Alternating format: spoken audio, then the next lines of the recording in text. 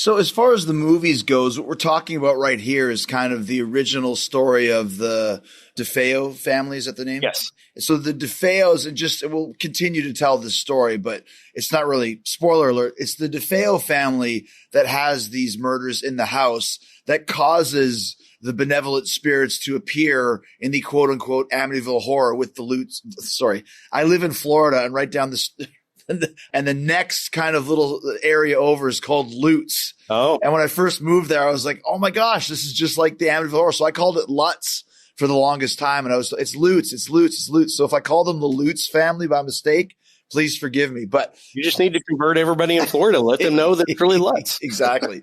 So it's the DeFeos that then led to the problems for the Lutz family. Absolutely. Yeah. They were in the house first, and that's what's portrayed under a different name in Amityville 2, but we'll process the movie a little more later. Gotcha. And like you said, in Amityville 2, Ron Jr., Butch, is the guy who is possessed by listening to his Walkman and all these other crazy things that happen to him. Gotcha. And you say in the movie he was a good-looking kid, but in real life he was not?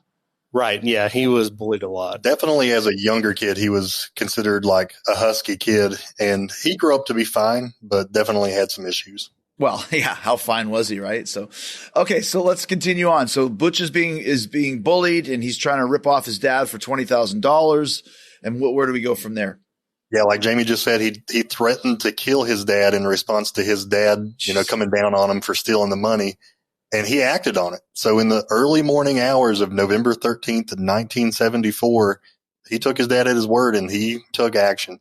He actually took a 35 caliber Martin rifle. So this is like a lever action rifle that you'd see like in a cowboy movie, right?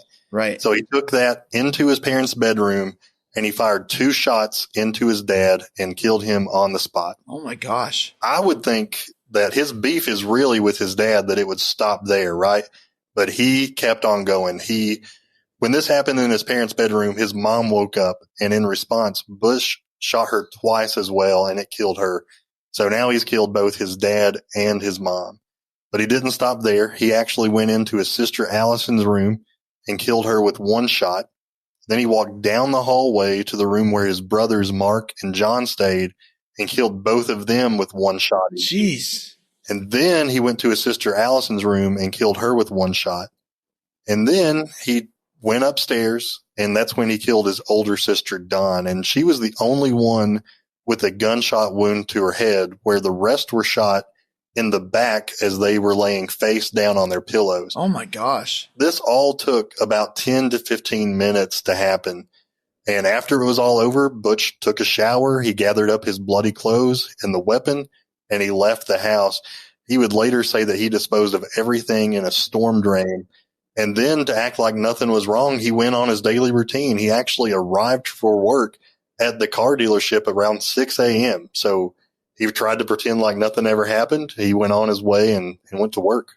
6 a.m. Is, I'm sure, the earliest he had ever showed up to work, because he was known for being a pretty lazy guy. Right. In order to cover himself, he started calling the house. Throughout the day, he would look around to all the other salesmen and say, man, I don't know where my dad is. He's not coming to work today. I'm going to call. So he called the house several times as if he didn't know what had happened.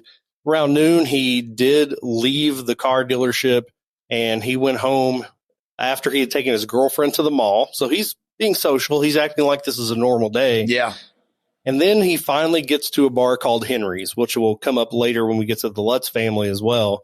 He got in there about 6:30 p.m. the day after the murders, and he said, I need help. I think my mother and father are shot.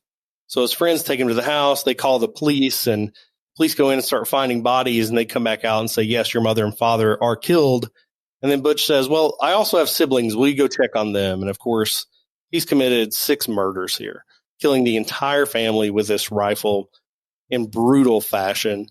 He first started trying to blame it on a guy named Louis Fellini that was a mobster, and he'd allegedly stayed with the family for a while, and Butch's dad and Fellini had a falling out, so he got kicked out. So he's really trying to say, I had nothing to do with this. But within just a couple days, he started to crack, and he finally confessed to these murders. The story was never really consistent about why he did it or how he did it. He tried to include Fellini, include his sister Dawn. All we really know is that Butch brutally murdered his entire family because he was mad at his dad, as far as we know factually. Now, there are some other issues that he will claim later, but the murders themselves were also kind of odd. I mean, if you think about it, Chris, that kind of rifle in one house, how did he kill everybody in their sleep without them waking up? Right. I actually have a very similar rifle made by the same manufacturer. It's a Marlin 3030, and it's just a little bit smaller caliber than the 35. You can hear this gun for up to a mile away.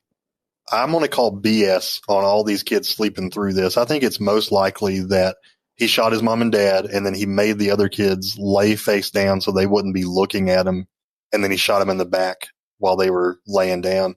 I don't think they would have slept through this, even if it was at 3 or 4 o'clock in the morning. Right. So, once again, it's one of those things, and we've talked about this before.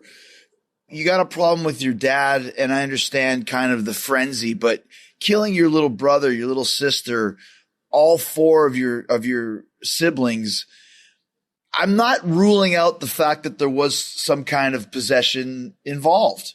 You know what I mean? Like, none of this makes any sense, but it's the same way. And I always go back to, the Chris Benoit situation where he kills his wife.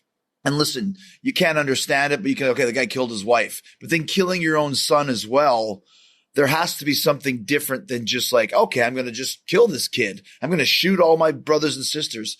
I mean, obviously he's completely insane, but that just seems to go so far above and beyond what this guy was doing that, the Amityville 2 theory doesn't necessarily insult me.